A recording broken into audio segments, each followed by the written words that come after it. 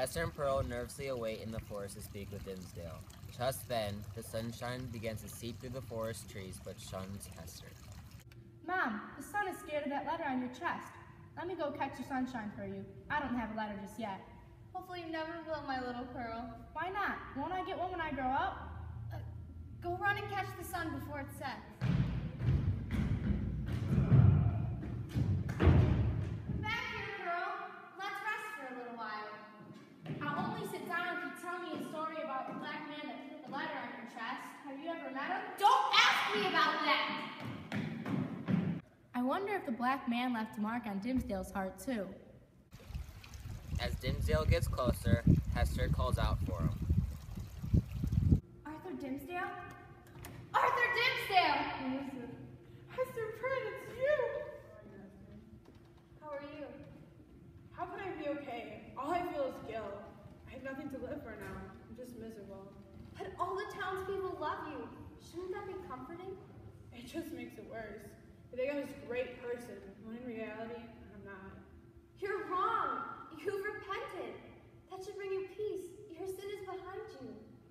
I wish I could show my letter. You have yours out open for everyone to see, and I have to keep mine inside. We are here now. We have each other to confide in.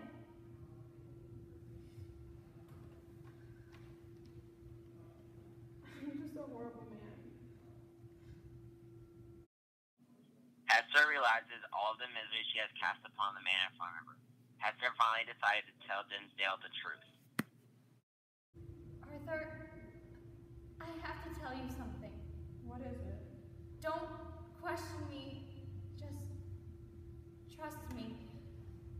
The old doctor, Roger Chillingworth, he is my husband. When I seen him, I knew there was something wrong. I should have went with my gut. I should have put the pieces together. Forgive me, Arthur. Forgive me. I will receive my punishment from God. Forgive me. Look at my letter. Look at my letter. Can you forgive me now? I can forgive you. I'm just sad. God can forgive us two together. There's worse ones than us. Chillingworth is a worse sinner than we are. If Roger Chillingworth knows that you blew a secret, will he be able to keep ours? That's it. That's how he's going to get his revenge. He's not going to tell anyone.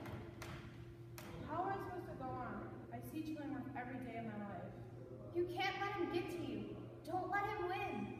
I'd rather die than live with all the emotion. What choice do I have? Should I go, lie here and die?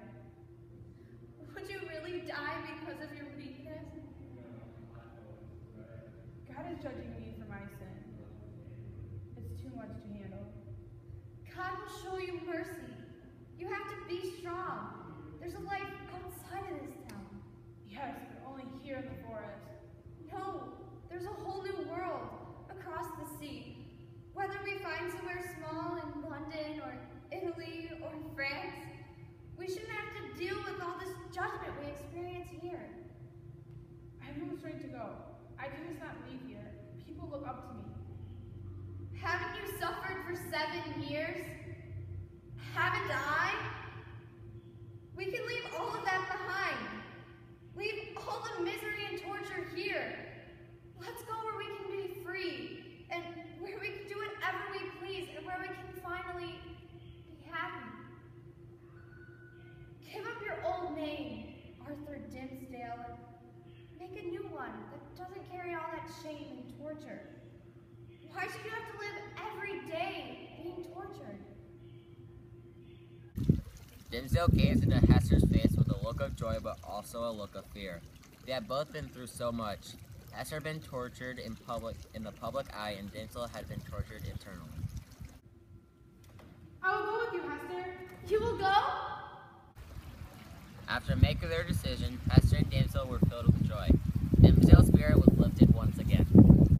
Am I feeling happy again? I never thought I would feel this again. Hester, you're an angel. Let's never look back. The past is behind us. Why should we dwell on something that happened before? Just then, Hester began to remove the letter from her chest. She threw the letter on the ground as a symbol of freedom. Hester breathed a deep sigh. The burden of her shame had been lifted off her chest.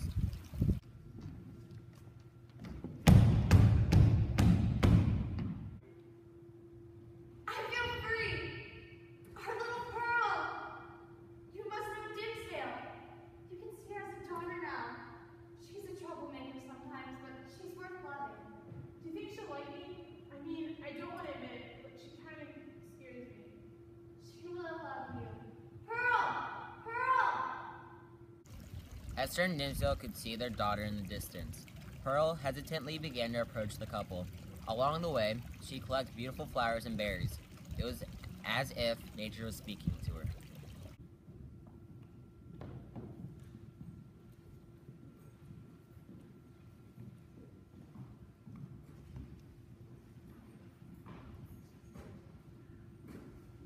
You will love her dearly. She looks just like you, but I can faintly see myself in her face. No, she's not mostly me. But don't be afraid. They won't have much longer to trace who her father is. They both experienced a feeling like never before. Pearl was a living tie between the two of them. She made them one. Let her see nothing strange. She has a very low tolerance for when she sees things she doesn't understand. I'm excited and scared. Children usually don't like me, but Pearl's the one who's actually given me a chance. Don't be afraid. She will love you. Here, child. Come meet my friend. He will be your friend too. You'll have twice as much love. Come leap across the creek. Pearl did not say a word. She would not cross the creek. Pearl, come over here. Come over here, child, before I have to come over there and get you. No, I don't want to come. I know what the problem is. She's not used to not seeing the letter on me. Is there anything you can do to make her stop? Please do it. Look down. Look down, Pearl. Bring me the letter at your feet. You come over here and get it. Ugh.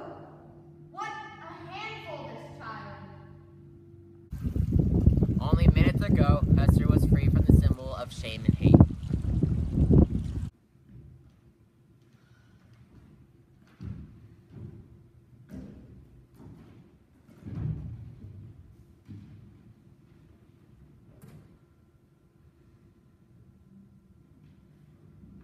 Do you recognize me now, child?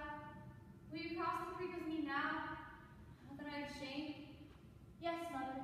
You are my mother now, and I am your little Pearl. Why is the minister here? He's waiting to meet you. He loves you, Pearl, and he loves me. He does? Will he walk into town with us hand in hand? Not yet, child. Soon. Soon he'll walk with us hand in hand, and soon we'll live happily together, and you'll love him. Will he always keep his hand over his heart? What a silly question. Come meet him. Dimsdale bestowed a kiss upon Pearl's forehead, and immediately the young child broke away from her mother and ran to the creek to watch them embrace off. She then remained apart from the couple and watched them speak. Soon the meeting had come to an end. It was dark in the forest, and the family had parted.